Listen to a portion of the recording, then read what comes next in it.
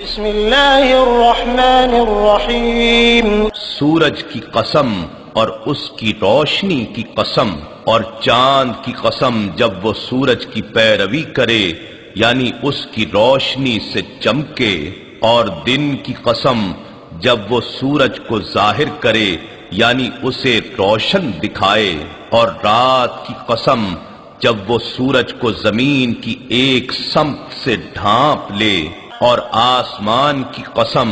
اور اس قوت کی قسم جس نے اسے اذن الہی سے ایک وسیع کائنات کی شکل میں تعمیر کیا، اور زمین کی قسم اور اس قوت کی قسم جو اسے امر الہی سے سورج سے کھینچ دور لے گئی، اور انسانی جان کی قسم اور اسے ہمہ پہلو توازن و درستگی دینے والے کی قسم۔ پھر اس نے اسے اس کی بدکاری اور پرہیزگاری کی تمیز سمجھا دی۔ بے شک وہ شخص فلاح پا گیا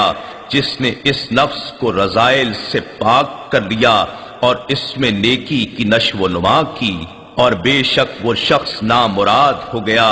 جس نے اسے گناہوں میں ملوث کر دیا اور نیکی کو دبا دیا۔ سمود نے اپنی سرکشی کا باعث اپنے پیغمبر صالح علیہ السلام کو جھٹلایا، جبکہ ان میں سے ایک بڑا بدبخت اٹھا۔ ان سے اللہ کے رسول نے فرمایا،